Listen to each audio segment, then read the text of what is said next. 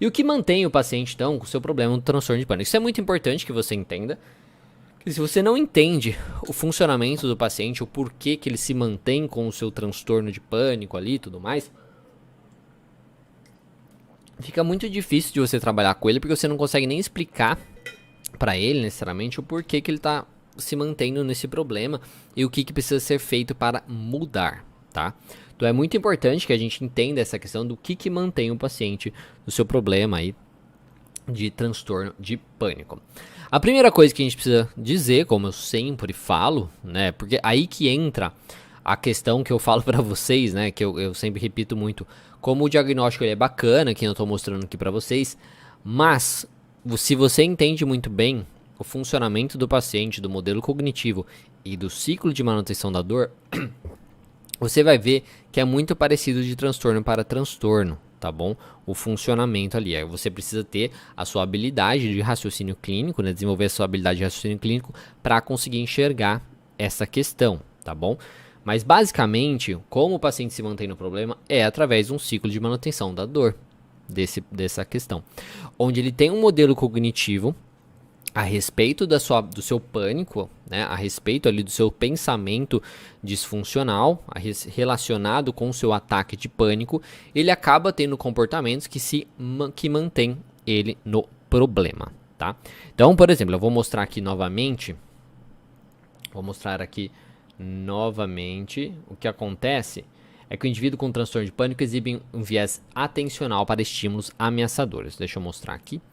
Aparecendo novamente. Então isso daqui é um modelo cognitivo, um exemplozinho de um modelo cognitivo, por exemplo. De um paciente que tem um transtorno de pânico.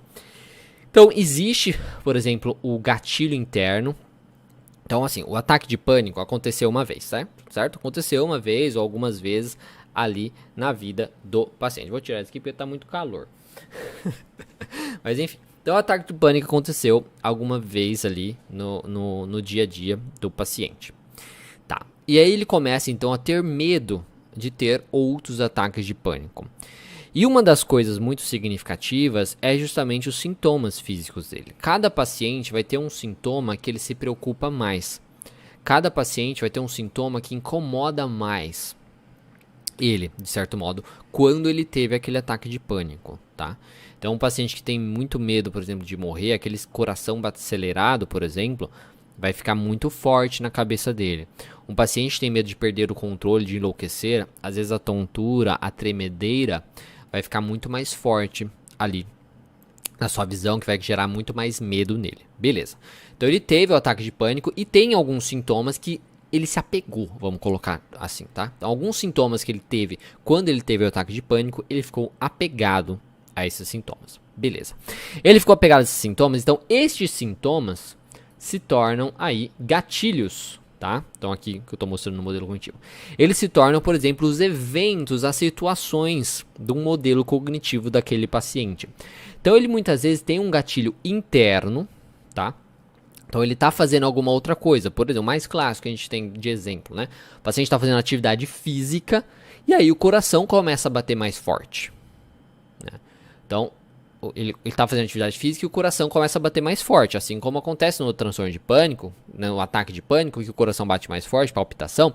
Na atividade física também o coração começa a bater mais forte, dependendo da intensidade.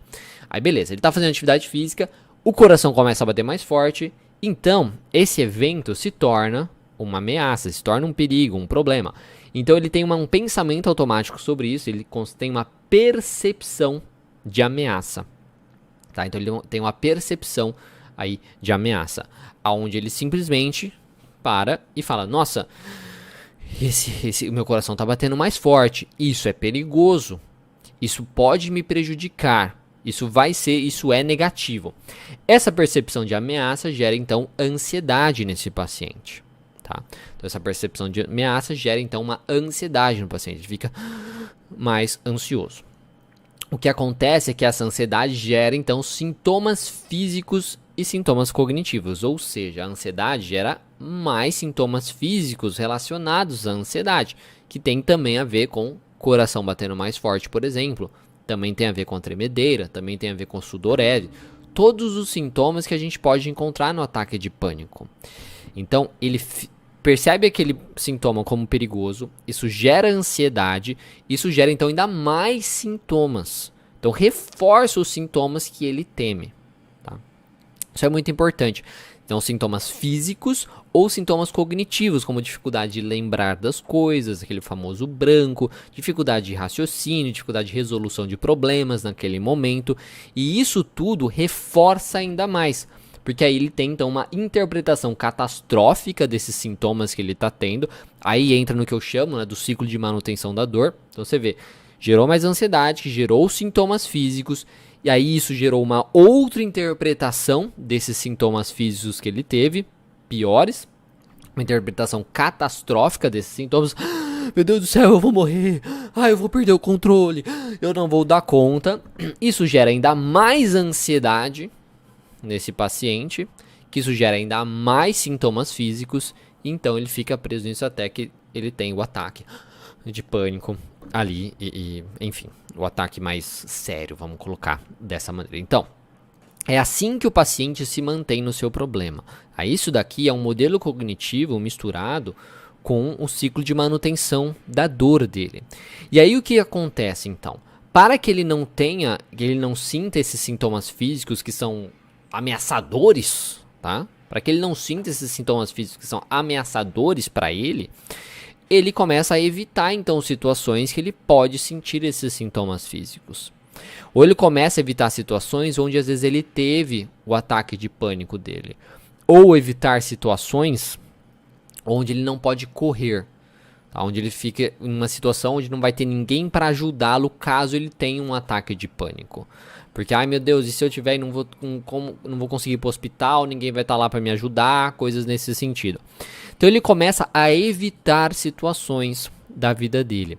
Ele evitando situações da vida dele, ele nunca mostra para ele mesmo, por exemplo, se ele evita todas as situações que fazem o coração palpitar, né, mais forte, que dá uma taquicardia, ele começa então a não testar justamente isso. Ele não testa o seu pensamento de que essa taquicardia é terrível, que essa taquicardia vai matar ele ou coisas nesse sentido. E aí, então, ele se mantém naquele problema, porque aquele sintoma se torna realmente perigosíssimo. Principalmente porque quando ele sente aquele sintoma, isso gera ainda mais ansiedade nele, ele sofre ainda mais com aquele sintoma, tá? Ai, filha da puta.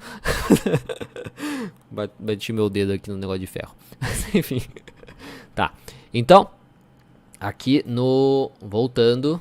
Aqui, deixa eu voltar aqui no YouTube, certo? Então, é assim que o paciente se mantém no seu transtorno de pânico, tá? Então, existe esse modelo cognitivo do transtorno de pânico, esse ciclo de manutenção da dor, que você vê que eu falo para vocês, é basicamente um modelo cognitivo, é entender o modelo cognitivo, entender o ciclo de manutenção da dor e entender aquele paciente usando sua capacidade de raciocínio clínico. E isso, então, faz com que ele tenha comportamentos de evitação muitas vezes de situações que às vezes ele acha que não vai conseguir correr, de situações que podem gerar o seu sintoma físico que incomoda ele, e de situações que podem, e também do sintoma físico em si, tá? Então é assim que o paciente se mantém com o seu problema aí no transtorno de pânico. E aí, você gostou do conteúdo desse vídeo? Porque se você quiser assistir o conteúdo dessa aula na íntegra, basta acessar o meu canal de lives aqui no YouTube. Você pode encontrar o link na descrição e além dessa aula completa, você vai encontrar também muitas outras aulas para te ajudar na sua prática clínica aí da psicologia. Então clica aí embaixo e eu te vejo lá.